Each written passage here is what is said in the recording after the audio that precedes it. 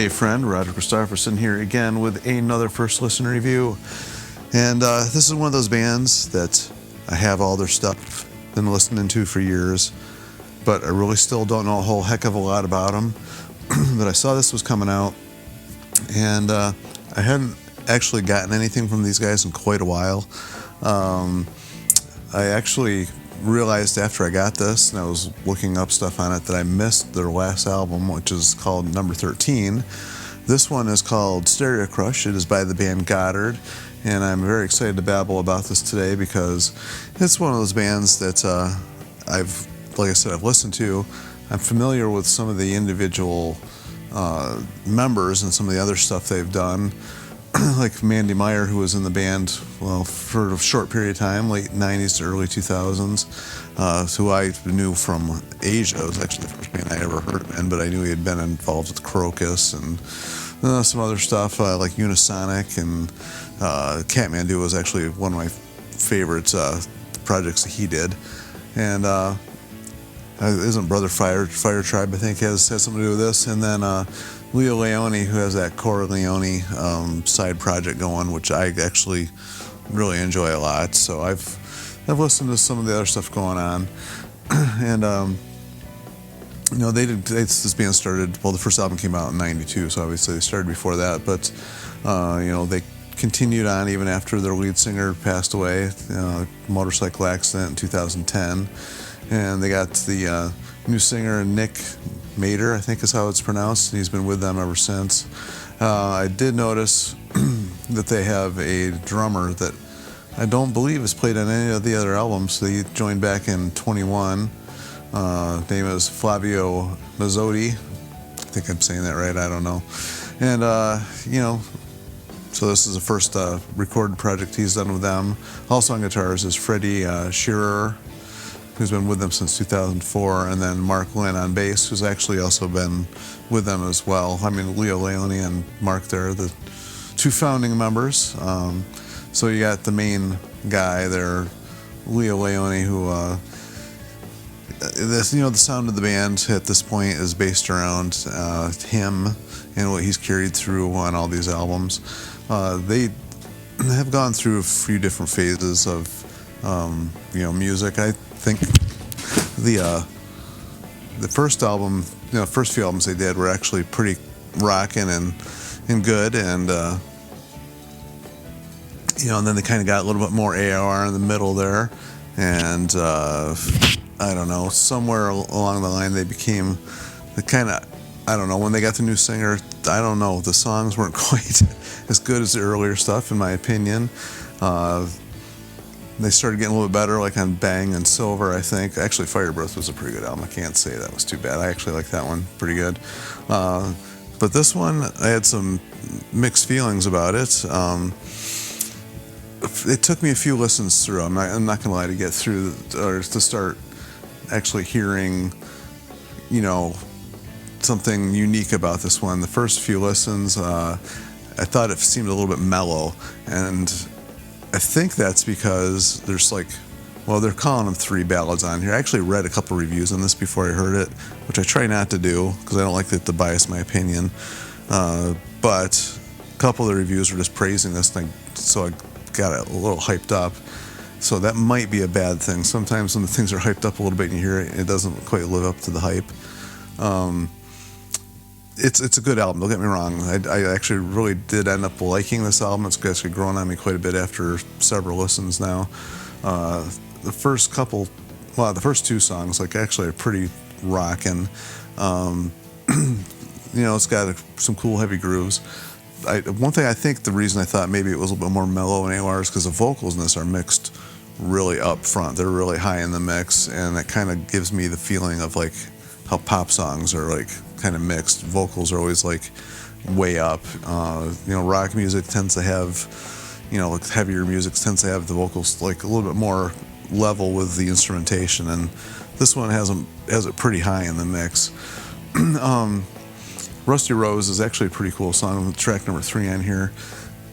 It's got some cool, dynamics to it, and this is where things start to change a little bit.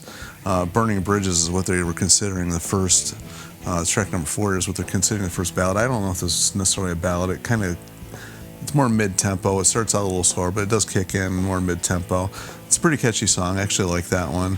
But those 2 songs right in a row, where it takes Rusty Rose a little bit to kick in, it takes Burning Bridges. I think that may be why I was thinking it was a little bit more mellow. And then there's this version of Drive My Car, Beatles cover. I didn't even realize what song it was until the chorus. That's how much they changed it from the original. I always think it's cool when bands take, songs and they're going to do cover songs. They actually make it sound like their own. These guys definitely did that, but so much so that I didn't even know what it was at first. Make up your own opinion on that one if you hear it. Not a huge fan of the song itself, so I probably could have lived without that one. And then the funny part is Boom Boom was, I think, what I read was the lead single out of this. I didn't actually hear it, but it's the lead single. And to me, it's one of the weakest songs on the whole album. It's like weird. It's like the middle of the album now, and it's got, for me, 2 of the weakest songs, like right there in the middle. And then there's another ballad called Life, which literally when I was first started hearing this, I was like, what?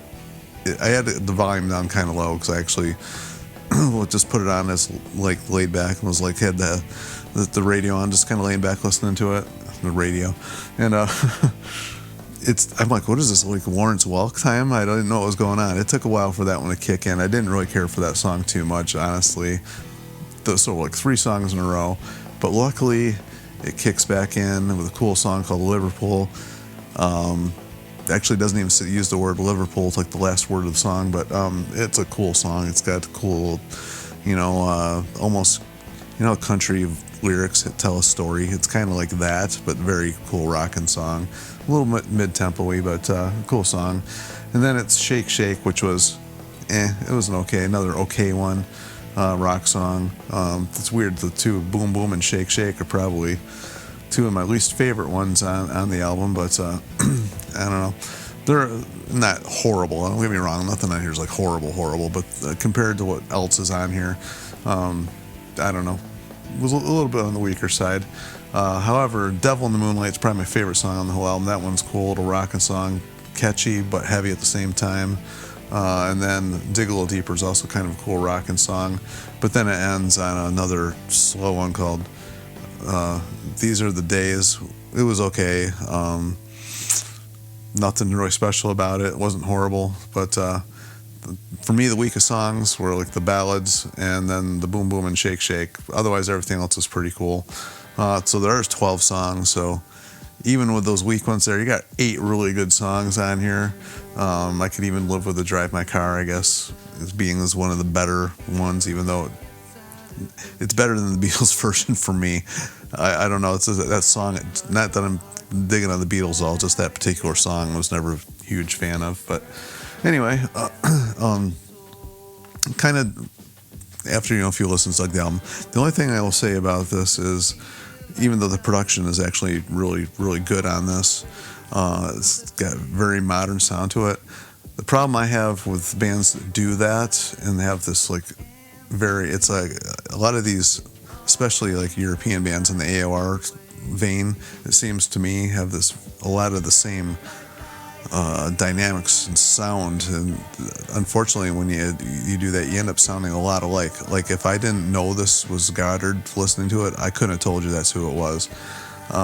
So I think they lose a little bit of their identity, and the songs themselves were good, but they don't sound to me, aside from maybe a couple of them, anything like what they've done before. So I don't know, a little bit nitpickiness there, but when I put in a band and I put on an album, I want to instantly recognize who it is. I just didn't have that happen with this one, even though the songs are pretty decent. Like I said, nothing